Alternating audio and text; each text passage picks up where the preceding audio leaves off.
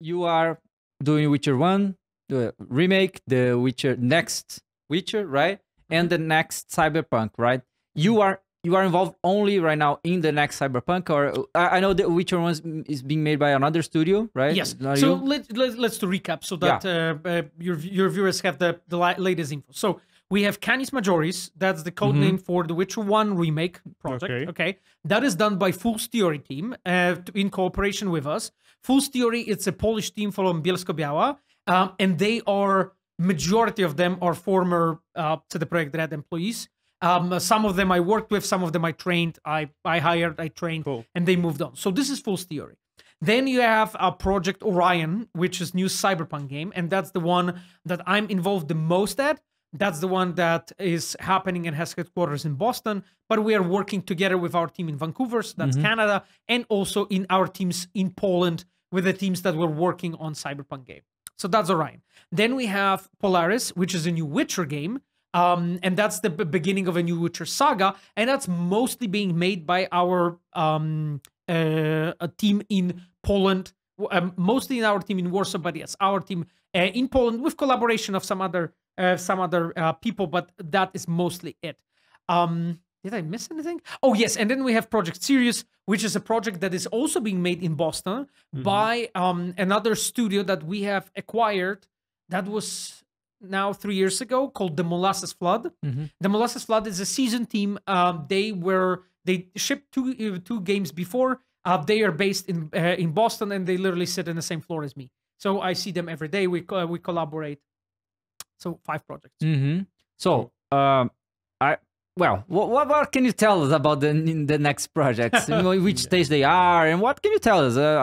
I don't think I can say more over to what was shared on the latest shareholders meeting between our board and the shareholders, meaning that most of those are in early stages. The only difference is the Polaris project, so the new Witcher saga that will enter the production this year. Enter production. Yes, that is the and it's in the same time it's the most advanced of all of those, right? And you could see, I don't know if you saw it or your viewers saw, but the graphs that we shown with like amount of people that work, but you can see like the most of the people work on Polaris project right now, the one that's most advanced, as we said, but also the teams, for instance, Orion, which is the team that I'm at, are growing. Yeah. But how are you feeling about this new journey, about new project?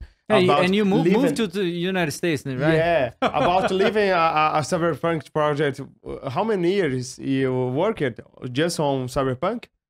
Well, I worked the same way as majority of people. So I started after we shipped Blood and Wine, so middle of 2016. And then I worked on it till the end of 2023. So 7 years. How is it after 7 years working on the same game, passing through all the things you passed through with this journey on Cyberpunk 2077, and how it is to follow up with this? What's your expectation of this new work on your ride? Yeah, I mean, so the thing is that just because of how much happened during the production of Cyberpunk, there was just so many, I would say, like different stages that this project was at. It was always really interesting, and really there was just so much going on, non-stop, in that project. So I really loved working on Cyberpunk, if I'm honest, the 2077. So it was, I mean, I had a great time, aside of course, the release and everything that happened after that, because that was really, really hard. But then afterwards, the climb up and then Phantom Liberty was really cool. And now, like I feel really humbled, I would say, and blessed to be one of a couple employees from a group of people that were moved by our company from Poland to America to set up a studio there and start building like a branch of CD Projekt Red for us to build the game there, and the move has been very eventful. Pretty much nothing worked that I wanted to work. Everything from my plane being late to my luggage not being there, to my ticket that when I eventually got it being wrong, to me sleeping on the airport, you know, then to my bank suspending my account for fraud, you know, in America, then me getting that account back, then them suspending it again next day. It was a wild fucking ride, you know, with that move. So, but outside of that, it's actually really fucking cool. You know? Because like, you know, guys, how it is when you like work in one company for like a long time, there is this moment for most of us, like more seasoned devs, you're always at this moment when your career is kind of in the crossroads and you're thinking like, okay, should I like enter another really big project with this company? Or should I maybe go somewhere else and look for somewhere else to maybe learn new things and so on? And I was there too. That being said, I never considered myself leaving to the project. I just love this company way too much. But there was a moment when I was thinking about that too. Like, okay, you know, what now? What I should be doing?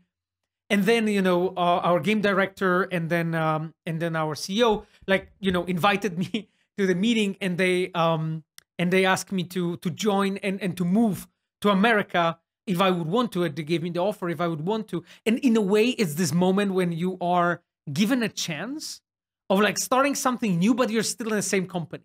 So like, in a way, I've been given to build something from scratch and have this fresh start almost after all of those years, but in the same time, stay in the same company. And I love that. I love this moment.